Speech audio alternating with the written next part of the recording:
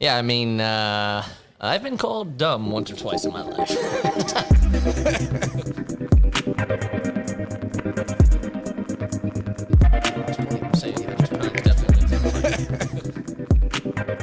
Yeah, but I think Jimmy G is gonna be like an old school stand-up boxer, just like fisticuffs. Yeah, Fisticuffs. I like it. All right, For sure. all right. Welcome back, guys, to Two Dumb Idiots. As always, I'm Nick, I'm Kevin. and this is Two Dumb Idiots, and we're gonna do Two Dumb Idiots talk sports today. We got the Super Bowl coming up. Kansas City and San Francisco. We just learned those are going to be the teams battling, so we're gonna. Got a special edition for you today. Yeah, we're gonna break away, get something quick out for everybody to kind of get their knowledge ready for the Super Bowl. Yeah. If you like this and you want to hear more of these, Yes, let us know. Let us know, because yeah, we can get them very topical out quickly for you. Yeah, Get them up there. Yeah, we can do just sports tangents every week and talk about some of the stuff going on. We do watch a lot of sports. Real quickly, if you're a fan of the podcast and already listened to some of the episodes, go ahead and jump ahead 30, 40 seconds here. We're going to got to do our little plug. If you're new to the podcast, though, and you want to hear what we got going, you liked a couple ones before, go ahead. Where can they find us, Kevin? The Instagram at Two Dumb Idiots Podcast, Facebook Two Dumb Idiots, YouTube Two Dumb Idiots, and make sure you're hitting those subscribe buttons. Make sure you're hitting those like buttons. Spotify, iTunes, Yes. Apple Podcasts, love it all. Yep. If you have anything you want to hear, anything you like, please leave a comment and send something in. We'll give you a shout out. Other than that, just follow along, and if you like it, tell somebody about it. Let's jump right in here. So today is going to be the Super Bowl. We're going to talk maybe who do you think is going to win, who's got better positions. We're going to talk maybe the halftime show. Who's the handsomest guy, quarterback? Yeah, whatever topics. I think that's a fair Nothing's conversation. off bounds. Yeah, Nothing's out of bounds. Right.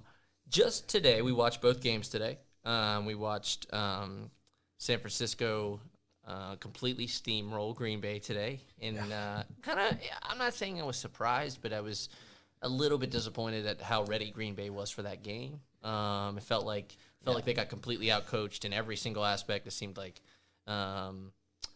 it just, I don't know. For me, San Francisco's Kyle Shanahan was ready for the game. He had an answer for every single thing. And on the other end, Kansas City kind of got punched in the mouth. Yeah, it looked like they had to survive that first opening round or two. Yeah, they were down 10-0 quick. Yeah, I think 17-7 also as well. Yeah. So they really had to kind of realize what was working, what wasn't working for them, and make adjustments. Where San Francisco didn't feel like they veered from their game plan at all. Impressive, though, in the Kansas City side, because 2 weeks in a row now they've been down, not huge deficits, but 10, and the other one was 20. Last week was 17, 20-something points. So Yeah. 24 points, I think it was. So it was, I've seen them now quickly score a lot of points, which makes me think, man, if they jump out to an early lead, that could be a really scary team to play, just in the sense of that team's going to continue to put up points every single play, or every single drive. Yeah, their second half defense seems to really shine and shutting people down. Yeah, they start to make some good adjustments, it seems like. So today what we're going to do, we're going to go ahead and break down positions first. I think that should be the first thing on each team, and we'll figure out. It might be a little too much to just try and jump in. do the whole team as a whole. Yes, so we're going to break down position by position, who has the advantage position to position. And at the end, let's say right off the bat, real quick, in your mind, who has the better team? And I guess after this, we will be able to tell if we truly believe that. All right. I think Kansas City As a better team. is a better team as a whole. Deep down, I kind of agree with you, but to be contrarian, I could really make an argument for San Francisco right now, so I'm going to do so. So let's get that out of the way by saying we both believe these are two extremely good teams. 51-49 right now. It's right there. And easily, if somebody gets sick or somebody has the flu on a team, somebody gets injured on the first play. Could wildly change this game. Yeah. Both teams hinge on a quarterback, a few defensive players, and a few offensive players. The entire game hinges on a total of maybe 8 players combined on both sides. It feels like. So if a few of those players end up getting hurt or leave the game, it definitely could change. But I do feel like it's razor close. If they played each other 10 times, it would be 6-4, 5-5, one way or the other. So let's jump right in. Let's just start with what? Quarterback? Yeah. Okay. So we got Jimmy G, handsome. You got to give him handsome points. That got the chin. Just got a chiseled jawline. Just really, just hard not to. And he's got dreamy eyes. Yeah. Out of bounds. Hey. The man is he's a specimen. I agree. Yeah, he's a good-looking guy. He uses the word baby a lot at the end of his sentences. That's kind of cool. Then you got Patrick Mahomes, though. At this point, next to Lamar Jackson, maybe. I mean, that's really this year. They don't really the only person you can compare it to. Probably the best quarterback in the NFL right now, right? Easily can make a case for him being MVP. Right. And then let's say you don't include Lamar Jackson because it's almost like they play two different styles of football. I mean, I'm not Lamar's definitely run first. Right. Pass second. But his passing has been nice. But no, I'm not saying he's not. Yeah. But Mahomes is looking first, and then he's like, he almost seems like just dejected when he has to take off and run. Yeah. Like he's like, I guess I'll go run for 10 yards and pick up the first down. Thing 100 yards. Yeah, like it's just like almost like he knows the game and knows he has to take off, but he really doesn't want to. Agreed. So I would say probably the best quarterback in the NFL right now. Jimmy G, to me, I think is still a relative unknown, to be honest, because what we've seen from him so far is a year where he was with a kind of a half year, right? We've seen kind of like a little half year where he had some moments of shine, but he also had some 3 interception games peppered in there. And then this year alone, he's also had the same thing. He's had some really extraordinary games, and then he's had a little bit of a turnover problem throughout the year. I don't know how many fumbles he had. I wish I had that stat. But interceptions, I think were probably a little bit high as well. And what I will say with Jimmy G specifically is that I don't want to call him a system quarterback, but what I would say is he's closer to Tom Brady than he is Aaron Rodgers, because in the sense that Tom Brady – has a great coach with a great game plan, and a lot of times he's going to be throwing to somebody that's either open or he knew was going to probably be open, as opposed to other quarterbacks who are going through 3 and 4 reads sometimes because maybe the play isn't as well drawn out. Yeah. So, it's I hate to use the term game manager. Yes. Because another 49ers quarterback of the past was considered a game manager. You're correct. Mr. Alex Smith. Yes. And small hands. That's the rumor. Yes. Okay. among other things. That's what I heard. And right now it feels like I think the body of work is just too small for me to really say that he is the quarterback of this team. Yes. It really feels like Kyle Shanahan is the quarterback of this team, and he's asking Jimmy G to do his job. Yes, agreed. Where in a lot of teams, I feel like the quarterback goes out there and they're the ones audibling at the line, changing the plays, really like dissecting the defenses, talking with the coaches, figuring it out. It feels like Kyle Shanahan has done all that for him. Yes. And he's then just going to tell him what to do. Yep. And he expects him to do it and do it well. So right off the bat there, I have the numbers here. Okay. 2017, he played 6 games, 7 touchdowns, 5 interceptions. 2018, he played 3 games before he had the injury, 5 touchdowns, 3 interceptions. This year, 27 touchdowns, 13 interceptions. So 2-to-1 ratio there, but decent amount of interceptions. Yeah. It's not, 13's a lot.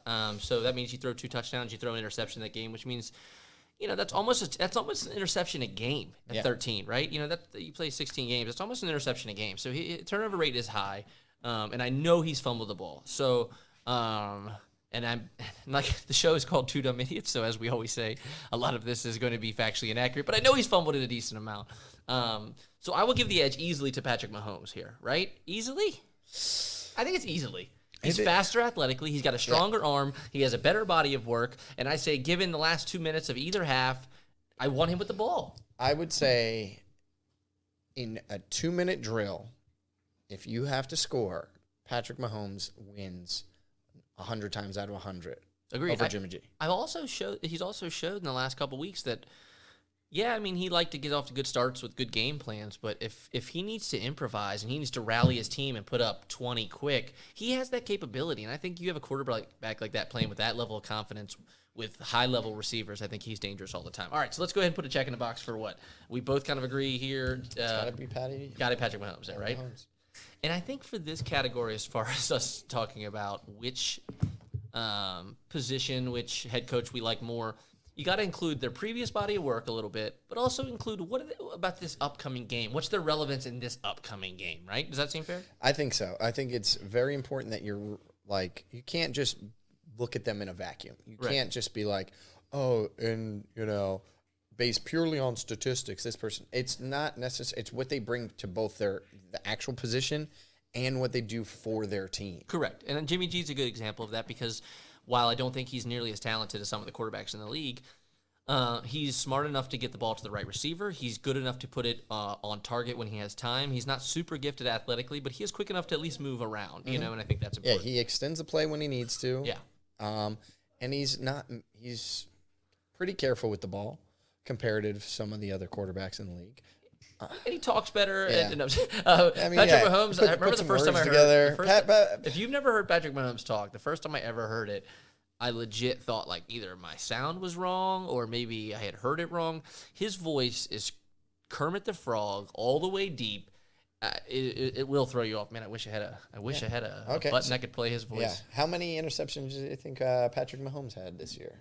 Well, let's see how many touchdowns I had too. I would say okay, I'll give you touchdowns. I would say 38 touchdowns. You'd be wrong. He had one less than Jimmy G this year. 26? Yeah. Wow. How many interceptions? 5. Yeah, that's a big stat. That's a big difference. Yeah, it's a huge difference. So that's some. So basically, touchdowns, you can call it a wash, 27, 26. And then his interception is less than half. Yeah. Almost a third. Yeah. Agreed.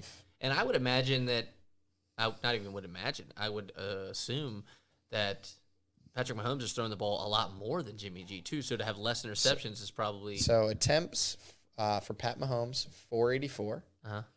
Jimmy G, 476. Almost identical. Almost identical. What about yardage-wise? Yards, Jimmy G, 3978. Uh-huh. Pat Mahomes, 4,031. Almost identical numbers. Very, very similar. Completion percentage for Pat Mahomes was 65.9. For Jimmy G, 69.1. Yeah. I'll say this, though. They run a lot of screens. They run a lot of dump-offs. A lot of Jimmy G's throws are easy, quick, short throws. A lot of Patrick Mahomes are deep, crossing, deep ball throws. So I think his are higher skill. I think Jimmy G has put in an easier chance to have success with some of they run wide receiver screens. He's constantly doing the push pass to Debo, coming across. And so I think for them right now, that's what I got. I got that. Let's go on to running backs. Yeah.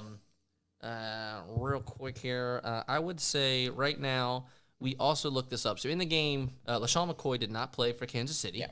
Which was Damian Williams was their main running back. Yes. Now I looked.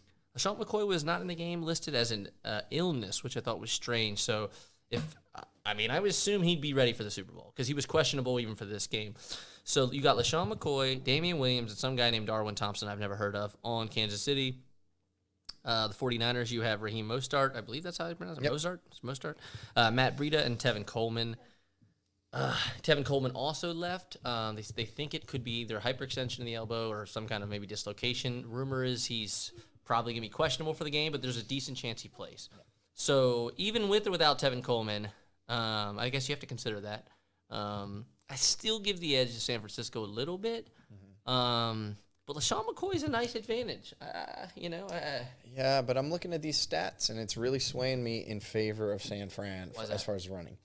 Well, the Damian Williams in regular season had the most rushing yards for Kansas City. Mm-hmm. 498. Wow. And LaShawn McCoy, 465. Basically a wash, 500. San Francisco had 3 guys over 500. Wow. 3 guys are over 500. Lowest being 544, a 623, and a 772. Wow. So I'm talking top 3 guys. Granted, I guess theoretically, and Mahomes is your second best running back, or third best running back on Kansas I believe City. we looked, and I think San Francisco was the second-ranked offense and the second-ranked run offense. I believe we looked up, right? Wasn't that correct? Let's see, I'll get that stat real quick. I believe it was. I think you even wrote it down. Yeah, so I think they were the second-ranked run offense in the league. So I expect them to run the ball heavy. Also, so like this. Okay, so let's say I don't know necessarily that they have more talent at running back, but I think their running game is way stronger. And I think we watched Raheem run for what, 200 and 280? No, it was 280 as a team. It was like 220 for him and 4 touchdowns or something, with some incredible average too. He was averaging, I don't know, 6-7 yards a carry, something like that. So I'm going to give the edge there. Any case to be made for Kansas City? You do think that Kansas City is on your edge there? What's the case? Yes and no. The only thing I'm putting an asterisk next to it is Pat Mahomes. Okay. I think he showed that he can extend plays with his legs. He gets first downs. He's a real threat. That you mean that's going to count as rushing yards? As rushing. Okay. So, like, I have to count that in the rushing game. Yeah, I guess. That's the only asterisk. I think that's the X factor for Kansas City as far as the run. But you're still going to go... I'm still going San Fran as far as the Okay, so let's mark us down both for San Fran. Assuming if Tevin Coleman does play for San Fran, it definitely gives them the easy edge. Yeah, those two, it is. Not to mention, I think we wrote it down. Line of Kansas both City doesn't run the ball. I believe we wrote down they were 23rd in the league in rushing. So not their forte. Yeah. They line up in shotgun. It feels like it most says of the game. Kansas City averages 98.1 per game in rush yards. Okay. San Fran 144. Wow, that's an extra 50 yards. Yeah, 50 yards to rushing. And in the playoffs, what we've seen is people are chewing the clock. People want to run 30 times a game and just keep the other person's offense cold on the sidelines. That seems to be everybody's plan right now. Super, super interesting. Overall yardage for San Fran is 381. 237 passing, 144 rush. Kansas City average per game, 379. Wow. Like, these teams, I didn't think. Yeah. Like, we were talking, it was 51-49. Yeah. But I'm looking at these stats, and everything seems to line up as being about as even a matchup as possible. That is fascinating. Yeah, that's their offensive number. I think for most people, offense really does, is exciting. So I think for the NFL, they're super pumped to have two powerhouse offenses just throwing at each other, running at each other. Okay, so let's go to wide receivers. Yeah. I think this one is a little bit closer than the running back one for me. A little bit closer. For you. For me, it's not. Okay. I got to go Kansas City. Easy. Okay. Like, clearing away. They have two really fast guys, Tyreek Hill and Hardman, are 4.3 runners. Honestly, if you're sitting at home and you don't know how fast a 4.3 40-yard dash is. Like, it's so fast that 10 years ago, there weren't any people that fast. Correct. Like, it's literally... Chris Johnson. Or Deion Sanders. Like, these elite dudes, like, they're freaks. Now they're all in wide receiver positions, right? Yeah, it's crazy fast. I mean, they're clocking some of these people at 22 and 23 miles an hour. It's like... What? I think I could run 6. They could literally get speeding tickets in like school zones. That's right. Sir, it's 15. You're going to 23. You're a criminal and a thug. You're going to jail. Sorry, we're locking you up. I was working out. Doing hill sprints. Yeah. If you had to run, how fast do you think you could run? Now? Or at my peak? I mean, not like now after we just ate dinner now. I mean, you've been working out. You're ready to roll. I would think on a flat surface I could get in the 17-mile-an-hour range. No way, dude. I know for a fact because you're getting whistled again. All right, fine. I know for a fact I could run about. It's a very brief. Now, I'm not saying for any sustained, and I'm not wearing football pads. I'm not in cleats. I'm not. This is how far we vary on this. I would say I would be impressed if I hit 10. Like I literally don't think maybe I just don't. 10 is a 6-minute mile pace. Okay. Because that's 10 miles per hour, so 60 minutes. Okay, all right. So maybe I can get 12. Yeah, but I'm saying in a sprint, I think I would be surprised. I wouldn't be surprised if you're at 15. Whew, man, I'd be impressed. Even 15, if anybody, I ran track a long time ago. Like that's a 60-second one lap on the track, which in high school, most decent 400-meter runs, which is one lap, decent high school kid is running that lap in 50 to 55 seconds. So they're averaging over that time from a dead stop to finishing over 15 miles an hour. Okay. So it's to give you some reference, and that's a high school. So that's where I'm saying like 17, 18 isn't as fast as you think it is. 18 is fast. But I'm saying I'm talking. I don't think you're hitting 17. I'll give you 15 maybe. But all right, folks. Yeah. I'm gonna find some sort of device. Get in the car, and I'm gonna drive next to you, and you're gonna just sprint. And then you're gonna lie. I'm never gonna lie. I'm gonna be. Yeah, your speedometer doesn't even have those numbers. I don't think it even starts till 20. I can see the arrow. I have a good idea. All right. So wide receivers, Kansas City has Tyreek Hill. They have Hardman, who's really fast, and they also Sammy Watkins had 7 catches for 114 yards today. He was like a very early pick in the draft, and maybe even a round 1 pick at some point. I believe he was out of first Clemson. round. So I know he's very talented. He's got great hands. He's super savvy, and he's always forgotten about because Tyreek Hill and Travis Kelce take so much attention that he is a real weapon for them. He's got great hands and he can get open. He had a really big play today against Runs Richard good routes. Runs really crisp routes. So their wide receiver core is very deep. San Francisco is a little bit more unknown, but I think it's very talented. Deebo Samuel, very, very young. I believe he's a rookie. Very talented.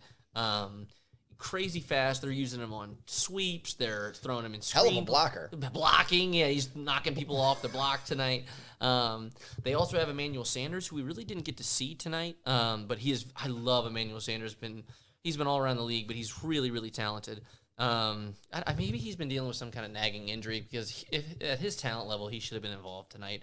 And then they have some guy named Bourne, who I think is also a young guy, relatively inexperienced. But I would agree with you. I think Kansas City does have the advantage there, but I think that there's a chance you could see somebody like Deebo have a massive game, 110 yards. We'll probably come at the end and we'll do some like X Factor stuff. There's going to be someone who's going to have to, and invariably happens, I feel like, in every Super Bowl, somebody comes up with a catch. You think you're David Tyree or you're Mario Manningham. Or what's the Pittsburgh player that dragged his toes? People are screaming it at me. I know. I'm thinking Plexico Burris, too. I know, I'm thinking, but he had a nice big catch. Yeah, a lot of these big players, man, that's gonna kill me. Yeah, we're gonna. I shouldn't even have said it. You should have been the other guy. What is his name? Oh man, I bet Pittsburgh fans are chewing my ass right now. Oh well. If you're not in the Super Bowl, you don't get to complain. That's right. All right, so let's go put our wide receiver scores. I agree. Got to give Kansas City the knock there. Here, let me see that stupid pen. I'm gonna write down Kansas City while you're figuring out. Yeah. Okay, so let's go on to tight ends. Now, this one is as close as anything. Oh, my. Yeah, this was one of those ones I was like, oh, I know. And then Santonio Holmes. Santonio Holmes, that's right. Okay. So, yeah, this was one of those ones I immediately. Excuse me. I should have just added that on top while I was coughing.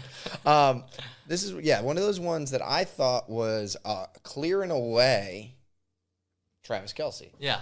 And then I started thinking about it a little more, and it was like, oh, my. Both wide receivers on their teams, their both respective teams, are the leading receiver.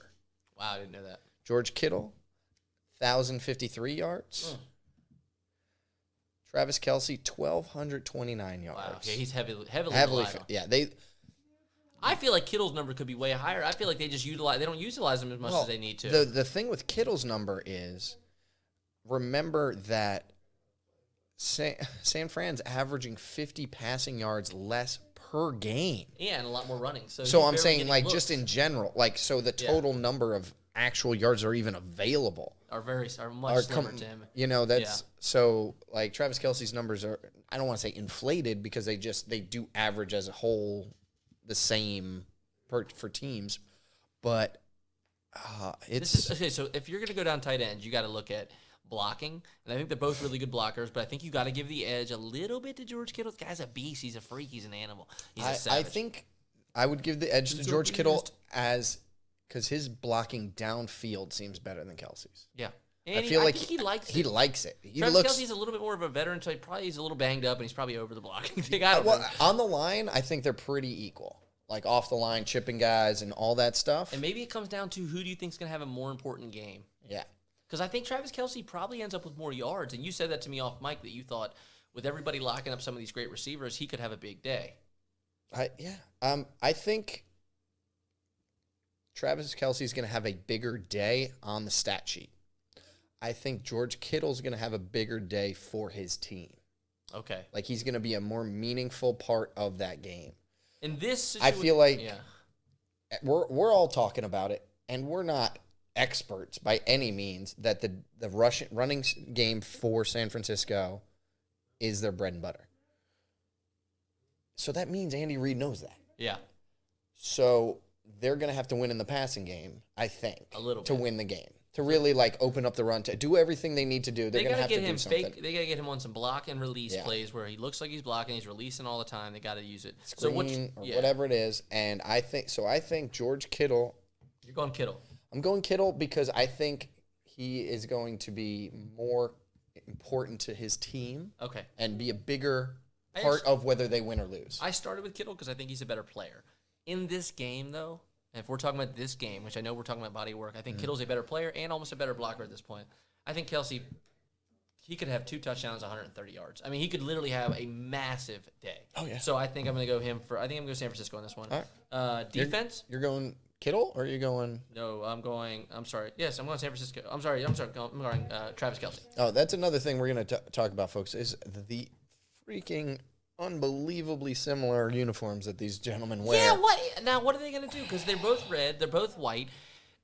Either way, I feel like there's going to be some confusion on the ball. I feel like you're going to see more interceptions than you might normally in a Super Bowl. Player's going to turn to make a block or make a tackle or not catch a ball because they see the red and their immediate reaction is that's a teammate, and then they're going to have to override that and that was it's not. I think that's a really murky situation. I almost think the NFL's got to intervene and say we got to make sure your uniforms are wildly different because it's. I mean, honestly, it sounds like a small deal, but people are going to actually freaking complain. People are like, I can't tell the difference. Even watching it's going to be difficult, right? And they don't want a miserable experience. So I think San Fran's going to have to be in their gold uniforms. Oh yeah.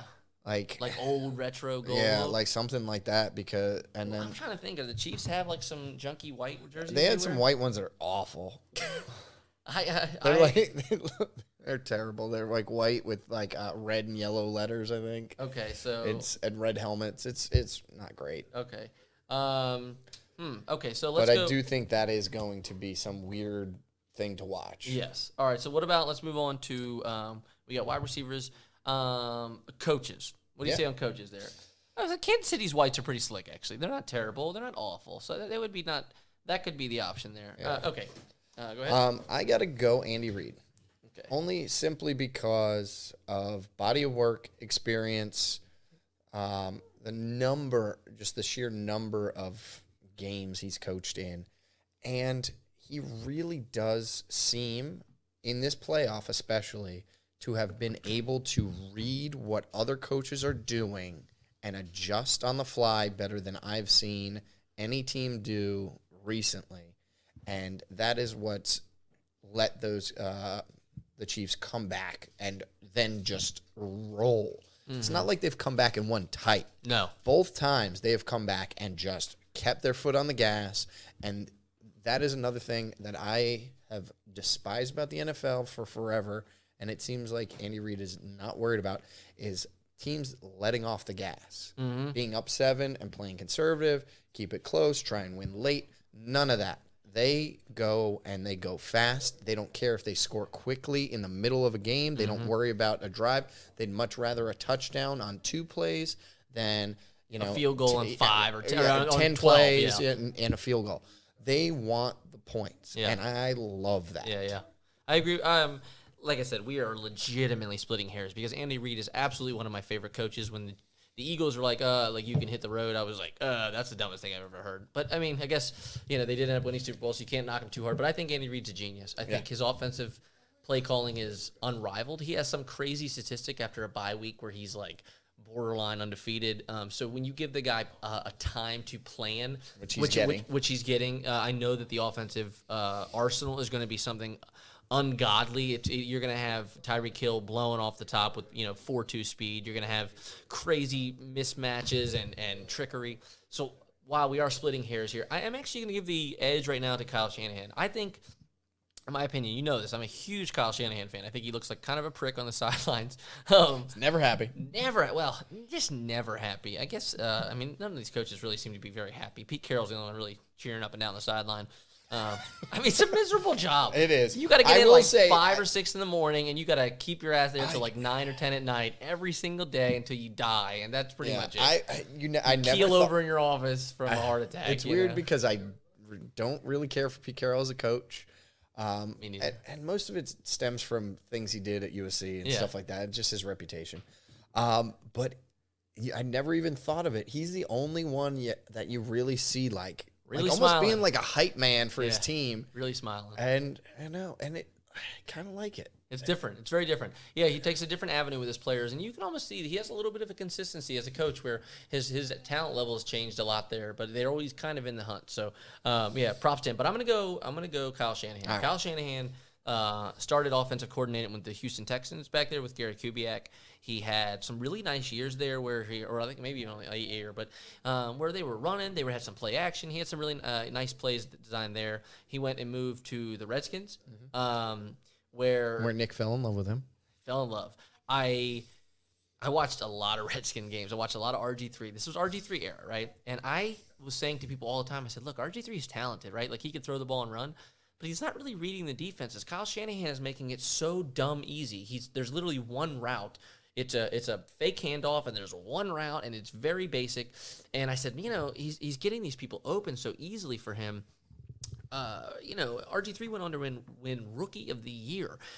Since that year, basically since then, he's been a nobody. And it's like, nobody even wants him as a quarterback on their team anymore. I'm saying Kyle Shanahan made him Rookie of the Year. So I'm saying to do that, in my opinion, was masterful. And I think he never got the credit for how much they were RPO, and they were doing stuff that people still do now, but he was way ahead of his time. Yeah, and a lot of things about whether they actually wanted him there or not. Yeah. That he was his choice, or if he was forced upon him. But he still showed up every day and grinded, which you also have to give credit for. Then he goes to the Falcons, and obviously they lose, but they get to the Super Bowl, and the offense was as good as it's ever been. He leaves, and they can't even make the playoffs. They stink. Awful. They stink. They were, at one point, I think, second worst team in the league. Right. So pretty decent way into the team. Well, not this year. They were I don't know, third or fourth. But I'm saying, not at the end. But I'm saying there was a point where they were in the last couple years since he's left. It's really not been the same. They really cannot quite. They quite. I guess it's only been 1 year, but they really can't function the same without him. So I'm a huge fan. Then he comes into this team. I guess it's been a couple years now. He comes into this team. They had Nick Mullen throwing for San Francisco for a while, and all of a sudden he was looking good. He had some really good games, and I said, is Nick Mullen the real deal, or is Kyle Shanahan just make every quarterback look like a genius? And I said, I think it's Kyle Shanahan. So do I think San Francisco top to bottom is as talented offensively as Kansas City? No. Yeah. But they score similarly. So it's like, I have to give the edge in this game. I think Kyle Shanahan is the up-and-coming genius in this league, and I think you will see him be a dangerous threat everywhere he goes for a very long time. So I'm going to go with my boy, Kyle Shanahan. We skipped over defenses. I think this is a pretty whitewash. I would assume you were going San Francisco. I would have a hard time imagining, since I'm pretty sure San Francisco had the second-ranked defense of the league this year. Yeah. Kansas City was 17th. Yeah. Nick Bosa by himself is a legend. I think that is another X factor. If Nick Bosa can put pressure on Pat Mahomes, which Pat Mahomes did not get pressured today at all. Mm-hmm. That is where mistakes happen, fumbles, interceptions, or just sacks, or just, 3 and outs. That is really, I think, the big thing. If they're going to get pressure on Patrick Mahomes, most of what Andy Reid's going to dial up doesn't work. Agreed. I agree. Especially if they can get it with 4 down linemen and not blitzing. That is, they can still then double team if they need to on Tyreek Hill or whatever, or, double Travis Kelce over the middle, whatever they decide to do. If you can get pressure with 4 down linemen, it changes the game. Agreed. And that's actually our next one, which is just the extra positions. So everything else, so offensive linemen, defensive linemen, special teams, everything else that we forgot. I would say overall as a team, this is where, the defense for San Francisco is so good, and they're so disruptive, that I have a hard time imagining that they're not going to make some really big plays in this game like they do. Kansas City's defense tends to be bend, not breaky. They tend to let up a lot of yards, and I just find that very dangerous in a game where, possession could be really important. I think top to bottom, I think San Francisco doesn't have as much talent on some of these on the offensive line, but they block better. You know what I mean? I think that's a function of Kyle Shanahan again. His, like I was going to say, his blocking schemes are fantastic. Yeah. You see these zone blocks, you see these strong sweeping blocks one direction, and then the running backs cutting across. And just, we were talking about off mic. I said that I had heard that nobody ran more pre-snap motion plays. So nobody was moving more before the snap than his team was this year. So he loves to mess with your head. It's a chess match to him. He likes to watch. He wants to move 6 people back and forth and watch what you do and see if you adjust, and then he'll take it from there. So extra players. I'm going to go San Francisco. I think that as a team, I think there's just too many small pieces for them that are actual real close to Pro Bowlers. So I'm going to go San Francisco. Kansas City for you? Close? It's a toss-up for me, but I got to go X Factor San Francisco. Okay. So it looks like you have 4 for San Francisco. I have 4 for San Francisco. You have 3 for Kansas City. I have 3 for Kansas City. So it does seem that we're slightly leaning that direction, but you still think Kansas City wins the game. I think that the score is going to be more Kansas City touchdowns, San Francisco field goals. Okay. And so I think they're going to be very similar in the amount of times they score. Mm-hmm. But I think that the Kansas City is going to actually have the higher point value. Here's what I'll say. I think that in my head, like I said, last 2 minutes, I've already said this, last 2 minutes, I think Patrick Mahomes, you got to have him at the ball. Every single game this year, I'd rather have Patrick Mahomes. But the defense that he's going up against is something that is very different than most defenses, and I think. I mean, but he went against theoretically a vaunted defense today and lit them up. I agree, but I wouldn't even put them in the same category. I wouldn't. I'm not saying not identical, but right. They're a good defense. Good defense. I just think that over the course of the game, there's going to be a lot of plays made by the defense. I think there's some times where you could see him get frustrated, and if they I assume that San Francisco comes out with such a good game plan that they score 10 or 14 early. From there, Kansas City might fall behind like they've done. From there, though, San Francisco can just run the ball, which they do, and I think Kansas City's going to have a hard time because then they get back on the field.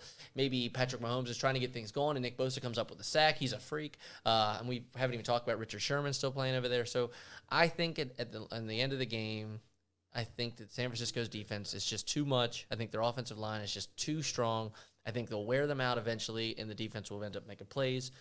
My score, the over-under is 54 or 52.5. I think it's definitely over that. I think there's got to be 30 points scored by almost both teams. So I'm going to say it is 31-27 San Francisco. All right. I'm going to go. You said field goals, right? Yeah. So I'm going to say. I got to do the math. Yeah. Maybe we should take a quick commercial break. Yeah, exactly. I'm going to go 28-20. Oh, wow. Okay. Kansas City. Kansas City. Okay.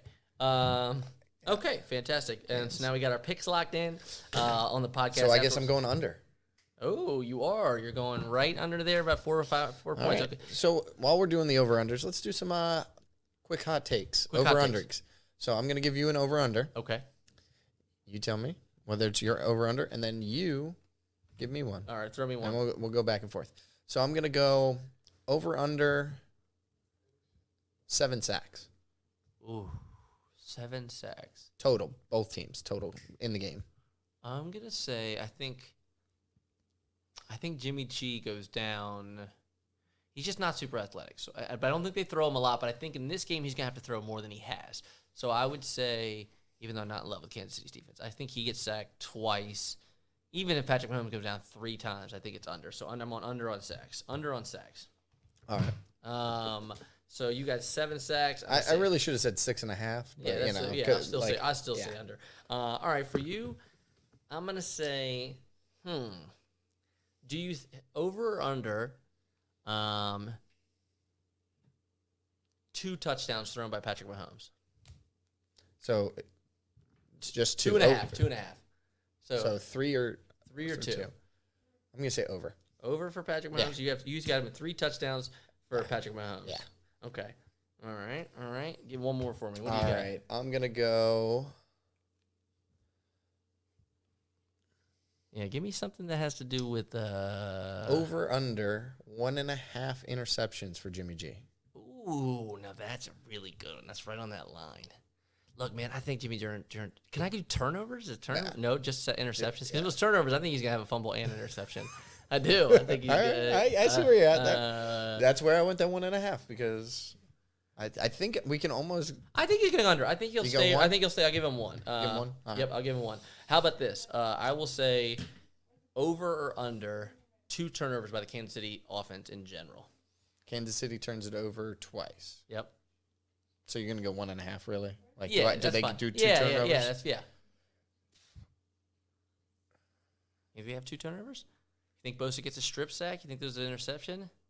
Oh. So hold on, because Bosa's on the defense of San Francisco. So you're okay. Oh yeah, Kansas City. I know this. It's the redness, dude. I keep blending all these teams together. It's a nightmare. They gotta change colors. I guess maybe gotta be purple for this game. I know. Or just let's get a color nobody has. Bright. Yeah, bright yellow. Bright orange. Yeah. Perfect. I'm gonna go 2 turnovers. I'll go over. I think there'll be 2 turnovers. Yeah. Okay. If I had to bet on that one, I would say that one too. All right. Coin toss this year. Who wins the coin toss? Who's the home team? I don't even fucking know. Because they're in Miami. So the closer to I'm gonna say Kansas City wins the coin toss. Kansas City with the coin toss. All right. And then I'll say San Fran wins it. Who's the One MVP of us is gonna be right. Who's the MVP of the game? Guess it really depends on who wins the game, right? Yep. Well, I gotta go since I have Kansas City winning. I'm gonna go Pat Mahomes. Fair enough. I'm gonna say it's gonna be somewhere more obscure. I'm gonna say it's gonna be Bosa. I was thinking you were gonna. You're on the Bosa train, so I'm thinking you. Literally every play he's in the backfield. I kind of don't like the guy as a person, but as an athlete, I'm like, I'm not sure what you're supposed to do with him. So. I know he seems literally unmanageable. He really does. Halftime the show this year. What do we got going? So we got Shakira and J-Lo. J-Lo's 50. Shakira 42. You said? Yeah, that's right. So 2. Yeah, they got some Hispanic culture in there. They said they wanted to do that, so that's kind of cool. I like that they're broadening out. Yeah. On that front. Is it going to get me excited? No, I don't give a damn. I don't really care about the halftime show in general. I don't know if they have enough songs that I'm really like are memorable to me. What if she comes out with like Ja Rule and they do like some J-Lo and Ja Rule? I mean, I'll be a big fan. What's my love? Ja Rule. Yeah, that would be cool. I'd be cool with that. Yeah. I hope. I'm always a fan of like. You got to whistle me for that. I like to act. Fair enough. I'm always down for some impressions. Okay. Nick and I played a game the other night. We had to do massive. What we learned is. One card was drawn, and I had to do Valley Girl. And I thought that would be pretty easy, so I nailed that. I thought everybody can do a Valley Girl. I learned that Lamb cannot do I cannot. But I also learned that I can do an Australian accent, and perfectly. Nick cannot. And my Australian faded into 11 different languages. So we all got our If you're at home and you're thinking, oh, I can do Australian. Oh, crikey. Okay, yeah, besides, try to say anything else other than crikey. Try to say, like... I love that you're saying crikey, which isn't even the thing. It's crikey. Try to say, like, I use my social media to find all my friends. Say that, Australian. That's how stupid you sound, all right? Yeah. Oh, but... Little shout out to Utter Nonsense, the game. Great game, Utter Nonsense. It's basically Cards for Humanity, but you have to act out the card with whatever voice the guy deems. So we were doing Adam Sandler impressions. You did. Who did you do? I did Rodney Dangerfield at one point. I get no respect. It was and the amount that you're putting into this, you get what you get. You get what you put out. Put into this game for sure. If you're willing to embarrass yourself in front of your friends. This game will bring you joy and delight like you've never experienced. Watching your friend do a French accent or act stoned or drunk is the funnest part of your evening. All right, side tangent done. So we got the halftime show taken care of. We got the teams broken down. In your opinion, do you think this is a good Super Bowl for the NFL? Are they excited about this? Yes and no. Okay. I think they are excited that this is a great game, but they're really not like Pat Mahomes is like an up and coming. Yeah, I think he's their superstar right now. Property for them. He's their new Aaron Rodgers, in my opinion. Yeah, he's really like big. But other than that, there's not a lot of name recognition for this Super Bowl. And while San Francisco is a large city, its fan base I don't feel like is as large as in some other cases. So I don't think you're getting two huge market teams. That's true. Not like the Dallas Cowboys or Giants or Steelers or Green Bay even Packers. Philadelphia or Chicago. Like you're not getting these huge fan bases. So I don't know if I'll maybe disagree with you on San Francisco, only in the sense that I think I went to San Francisco, so I watched a game there. It's a beautiful stadium. And if you're a San Francisco fan, you're listening, you guys are so damn friendly. We were tailgating in the parking lot. People kept trying to give us beer. Everybody was like, hey, man, we were there with enemy jerseys on, Redskin jerseys. And they were like, man, it's really cool you guys got your jerseys on. Everybody's so freaking nice over there. It was great. Kansas City they seem ravenous, even though they're not huge. Like I've seen their baseball, fans. They're ravenous. They're wound up. I agree with you. They're not huge markets. But I think they're great, exciting offenses. I think the NFL would rather watch all these gizmo plays than a bunch of Titan Patriots pound each other down. Like I'm saying, like I just think on paper, you're not getting necessarily these people that aren't paying any attention to football, like.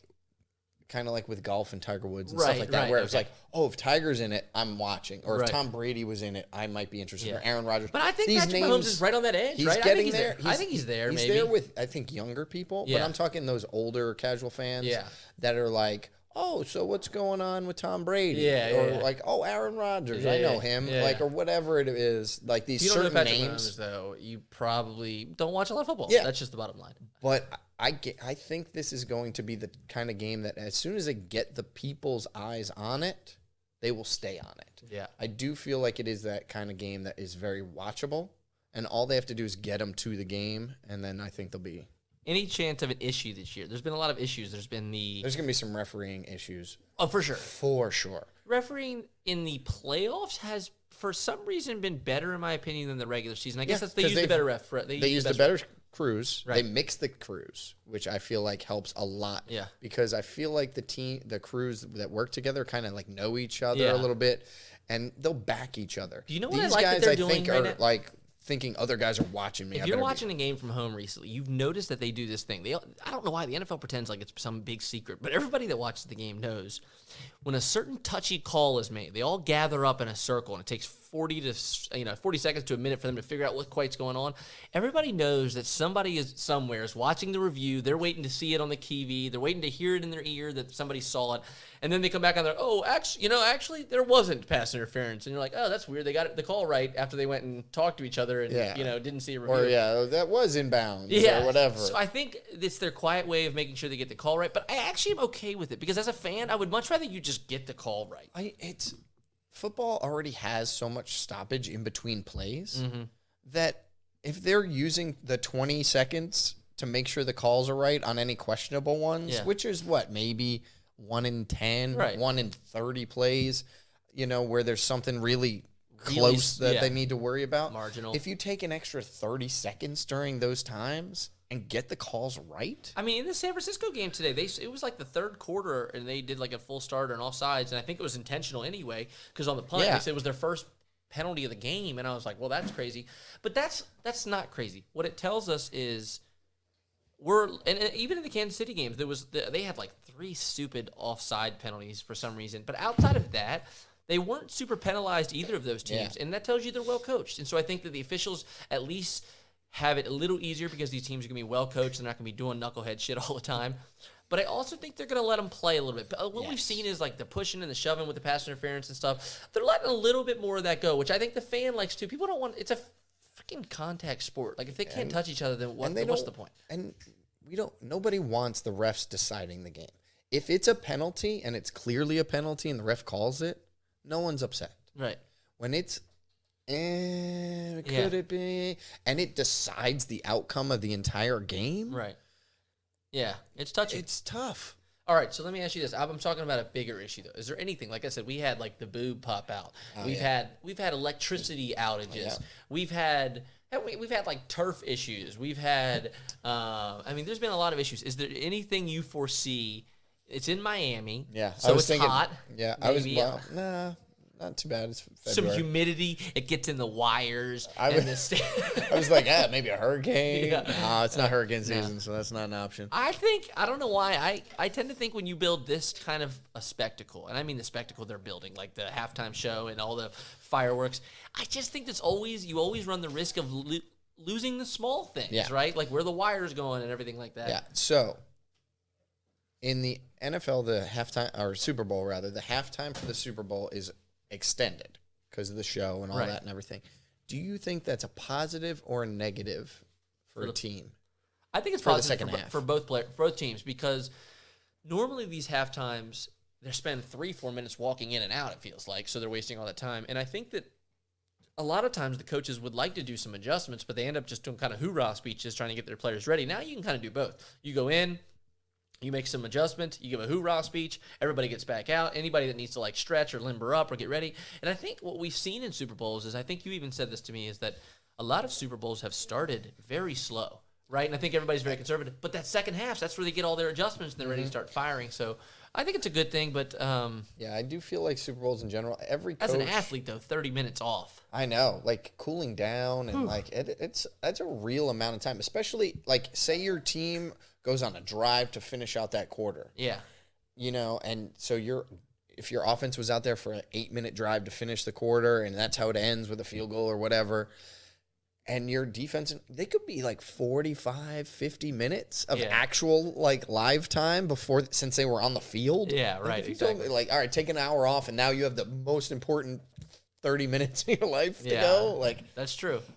That's true. Okay, so I think we've pretty much covered everything. The only thing I was just thinking of was that I read right after the game kind of a funny tweet. And it does kind of an interesting topic. So, if for those who don't know, Richard Sherman's a cornerback for San Francisco. He's a talker. He's been known for his famous shit talk back when he did play for San Francisco. Sorry, not San Francisco. He played for Seattle. Seattle. No, yeah, played Seattle, and he was talking shit to San Francisco. Excuse me. Same division. But he's a little older now, a little slower. 31, I believe. 31, and he doesn't quite have the speed. He never really had the speed. He's just kind of long and long arms, very smart guy. Anyway, he only plays on one side of the field. He never leaves his side of the field, and because of his speed, and I think he feels more comfortable over there. Some of the cornerbacks in this league have an issue with that because they think if you're a real good corner, you follow the best wide receiver no matter what side of the field he's on. So after the game, a famous cornerback named Darrelle Revis tweeted out, I think he's not in the league anymore, but when he was in the league, he was known as Revis Island because he would put all these wide receivers on an island where they could never catch a pass. Near the end of his career, he was very poor, so I think he lost his speed too. Anyway, he tweeted out basically that Richard Sherman's scared of getting beat on every play when he's in man coverage, and that he should follow wide receivers and stop, basically being scared and only hiding on one side of the field. And Richard Sherman immediately tweeted back, "Hey man, I would talk about this, but I have a Super Bowl to get ready for." He said, "Enjoy the game from the couch. I remember that you didn't look quite like this in your 9th season." So kind of a nice little jab back, saying, "Look, like when you were in your 9th season, when you were 31, you were washed up and you couldn't even play anymore." Yeah, so and you don't play in this league anymore, and I do. That's right. So nice jab back. I think for Richard Sherman, though, there is some truth there. He is a liability on quick ball. So in this game, you have the fastest. Now you have two of the fastest players, Tyreek Hill. You have Hardman. You have these people that can really burn. And I think that there's going to be a little bit trying to expose that. I think that, but again, they usually run somebody over top of him to help him out. But I think that there's a chance that becomes a storyline that he might get beat or once or twice. If they try to run him man coverage, that's a mistake. So you could see a lot of zone, but with a lot of zone, you get Patrick Mahomes dialing it up. So, and Travis Kelce over the middle is usually the response to the zone. Right. He finds that hole in the zone and sits in it. And just boom, he's open. And so I'm curious to see how that plays out. That's something to watch in the game. Keep an eye on Richard Sherman's side of the field. When you do find out what side of the field he's on, find him. Keep an eye out if they run more routes his direction, because I think it could be a really interesting subject in the game. And also, if Patrick Mahomes gets a little bit of time, that's when it's going to be an issue if they can't get the rush after him. But other than that, I think we covered everything, man. If you guys like talking sports, we love it. We're probably going to do some random tangents here and there. Lamb, anything else you wanted to cover? I think that's going to be... Oh, did we want to talk about commercials? Oh, yeah. So commercials this year, I haven't heard any, but if we do hear some good ones, I'd love to talk about them maybe on the next podcast. We may have a wrap-up show. Maybe a wrap-up show, maybe, yeah. About the Super Bowl, about the game itself. I've been a little disappointed this year in the last couple of years in commercials because it seems to be, for a while there, people were going for the funniest, right? Everybody was going for the funniest. Last few years, it's like people were going for, like, the most touching and the most serious, and, like, that's cool, I guess. Or they try and shock you with something, like surprise. Like, I think it's either one of two things. Either you got to tell me something about your business that I don't know that's intriguing. Hey, did you know that we sell these new headphones and this summer this Saturday they're half off? Whoa, I didn't know that. That sounds interesting. Or hey, this car drives 70 miles, per gallon and it's a truck. Oh, that's interesting. I didn't know that, and it's on sale. Okay. or you make me laugh. So anything else for me? Like if you're trying to tell me some like dramatic story, I don't know. I start to lose it. I'm also over these commercials that aren't about a product. Yeah, they're just. You're just like, it's like something happens for 30 seconds, and then they just throw a name of a product up. Tide. And you're like. Yeah, actually, Tide had some really good ones last year. But yeah. I agree. So, but it's just like all of a sudden you're just like, oh.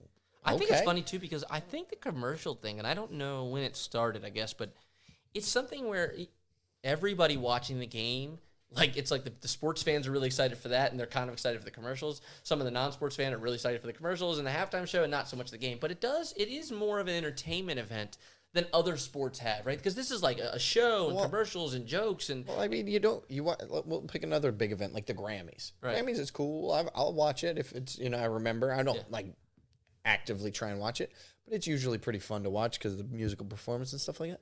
But it's not like they're having great commercials that I'm trying to pay attention to. Correct. So they've made a spectacle out of every single second of every aspect of this game. Even like NBA championships, all this, they don't have anything where every second of it is even UFC, all these big fights. They don't have anything where you're glued to the television. So you got to give the NFL credit marketing, like a real, because what they did was they talked about how expensive these commercials are, and then people started paying attention. And anyway, I think it's really fascinating. We'll talk about maybe if we see some cool commercials. Like I said, if you guys like sports and you want us to break it down, hey, this big game's coming up, or hey, what do you guys think about this? We'll talk about it.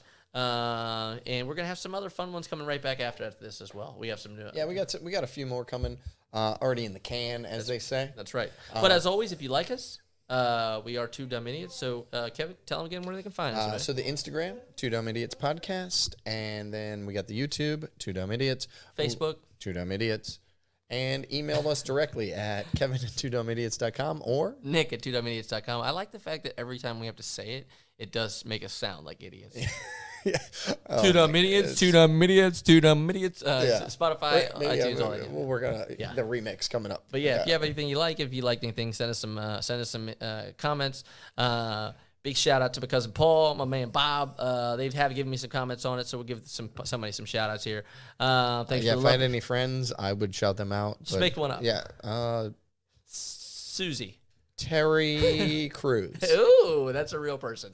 No, it's not. No, it's not. I made him up. He's real. All right. As I got to work on my lies. Yeah. As always, if there's anything here that we were wrong about, we don't give a shit. We're idiots. Too bad. Too bad. You signed up for this. That's right.